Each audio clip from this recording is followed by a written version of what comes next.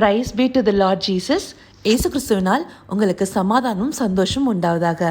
இன்னைக்கு பார்க்கவிருக்கிற வேத பகுதி என்னாகமம் 27வது அதிகாரம் வசனம் 20. நம்பர்ஸ் 27:20.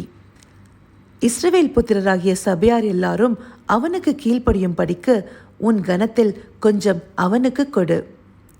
இந்த வசனம் கர்த்தர் மோசே கிட்ட சொல்கிறாரு.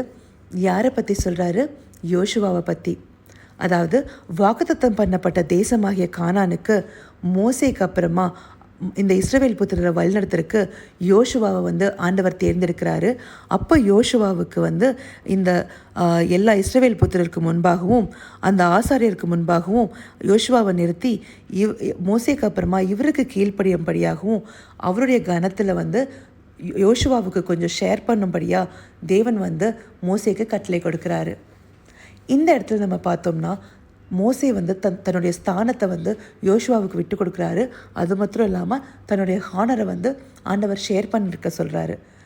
நம்மளுக்கு நிறைய நேரங்களில் நம்மளோட ஸ்தானத்தை இன்னொருத்தருக்கு விட்டு கொடுக்கும்போது நமக்குள்ளே ஒரு கஷ்டம் இருக்கும். அதுலேயும் நம்மளோட ஹானரை ஷேர் பண்ணணும்னு நினைக்கும்போது நமக்குள்ளே ஒரு கடினம் உண்டாகும். ஆனால் மோசே எவ்வளவு நற்பண்புகளுடையவராக இருந்தால் ஆண்டவர் இந்த கட்டளை கொடுக்கும்போது அதை மனதார ஏற்றுக்கொண்டு அதை செய்கிறாரு. அவர்கிட்ட நம்ம அநேக நற்பண்புகளை கற்றுக்கலாம். அதில் ஒரு சில விஷயங்களை பார்க்கலாம். மோசேவை நம்மளுக்கு தெரியும். மோசே தான் இஸ்ரவேல் புத்திரர்களை அடிமைத்தனத்துலேருந்து மீட்டு கூட்டிகிட்டு இந்த வனாந்திரத்தின் பாதையில் நடத்தி ஆண்டவருடைய கட்டளையின்படி ஒவ்வொரு விஷயத்தையும் செஞ்சுட்டு வராரு.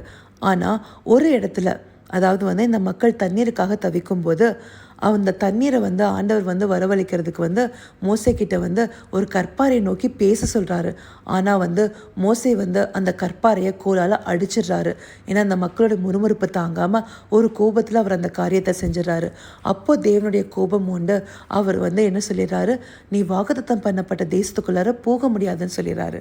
அதை தெரிஞ்சும் மோசே எந்த ஒரு முறுமுறுப்பும் இல்லாமல் எந்த ஒரு கடினமும் இல்லாமல் அவர் தனக்கு கொடுக்கப்பட்ட அந்த ஒரு வேலையை சரியான பாதையில் போயிட்டுருக்காரு. அதாவது அந்த மக்களை சரியாக அந்த வனாந்தத்தின் பாதையில் நடத்தி கூட்டிகிட்டு போயிட்டுருக்காரு. அப்படி கூட்டிகிட்டு போகும்போது அவர் அந்த தேசத்திற்கு முன்பாக அந்த எல்லைக்கு வந்தவனே அவரால் அந்த தேசத்துக்குள்ளார போக முடியாது, இதுக்கு மேலே ஆண்டவர் சொல்லும்போது அவர் ஆண்டவரை நோக்கி கேட்குறாரு. நல்லா கருத்தாக ஒரு விஷயத்தை ஜெபிக்கிறாரு. என்னன்னா கர்த்தருடைய சபை மேய்ப்பன் இல்லாத மந்தையை போல் ஈராத படிக்கு. அதாவது இந்த இஸ்ரவேல் புத்திரருக்கு இனிமேல் நடத்துறதுக்கு யாரும் மேய்ப்பன் இல்லாமல் போகக்கூடாது. அதனால் அவங்களுக்கு ஒரு சரியான புருஷனை கொடுக்கும்படி கருத்தாக கேட்குறாரு. என்ன கேட்குறாருன்னா மாம்சமான யாவுடைய ஆவிகளுக்கும் தேவனாகிய கர்த்தர் ஒரு புருஷனை அவர்கள் மேல் அதிகாரியாக ஏற்படுத்த வேண்டும். எவ்வளவு அழகான வார்த்தை இல்லை? அவர் ஒரு பராக்கிரமசாலியை கொடுங்க, ஒரு யுத்த வீரனை கொடுங்க, இவங்களை நடத்தணும் இனிமேல் அப்படின்னு கேட்கல. மாம்சமான யாருடைய ஆவிகளுக்கும், அதாவது இந்த இவங்களுடைய ஆவிக்கு சரியான ஒரு புருஷன், அதாவது ஆவிக்குரிய வழியில் சரியாக நடத்தக்கூடிய ஒருத்தரை கொடுங்கன்னு கேட்குறாரு.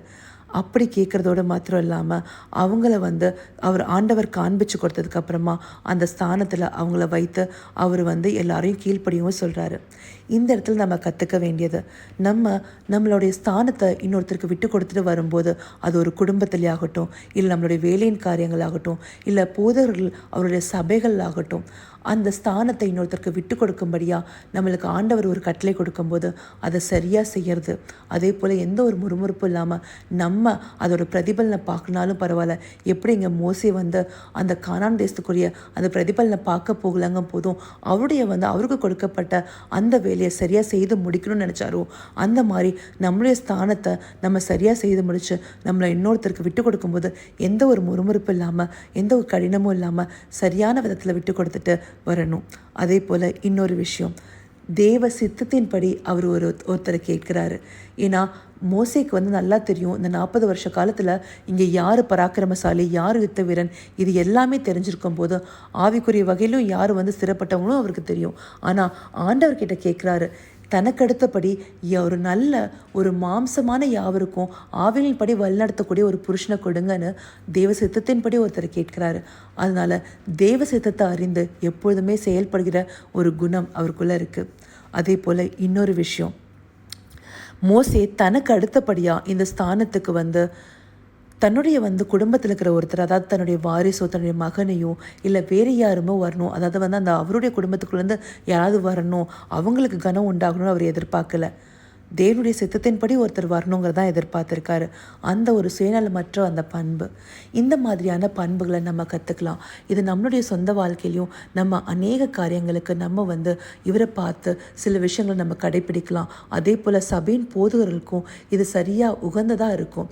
ஏன்னா அவங்களுக்கு அடுத்தபடியாக தெய்வ சித்தத்தின்படி மாம்சமான யாவருடைய ஆவிக்கும் ஒரு வழிநடத்துகிற மேய்ப்பனை அவங்க கேட்டு அதன்படி நடத்துறதுக்கு ஆண்டவர் நோக்கி பார்க்கலாம். இந்தபடியான ஒரு நற்பண்புகளோட நாமளும் நடக்கணும்னு சொல்லிட்டு நம்ம தேவன் நோக்கி கேட்கலாமா? கர்த்தாவே, தேவாதி தேவனே, உமக்கே நன்றி செலுத்துகிறோம் ராஜா. அப்பா, மோசையை போன்ற ஒரு நற்பண்புகளோடு நாங்கள் நடக்கணும் தகப்பனே. எங்களுக்கு நியமிக்கப்பட்ட ஒரு நல்ல ஒரு வழியை நாங்கள் 100% சரியாக செய்து முடிக்கணும். அதில் எந்த ஒரு முறுமுறுப்பும் இருக்கோமா?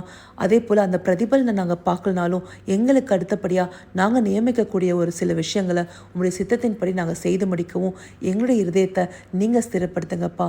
அப்படின்னு நீங்கள் எங்களை நடத்த போகிற கிருபைக்காய் நன்றி. சகலவித துதி மகிமை கனம் யாவும் ஒருவருக்கே செலுத்துகிறோம். இயேசு கிறிஸ்துவின் நாமத்தால் வேண்டிக் கொள்கிறோம் பிதாவே. ஆமென், ஆமென்.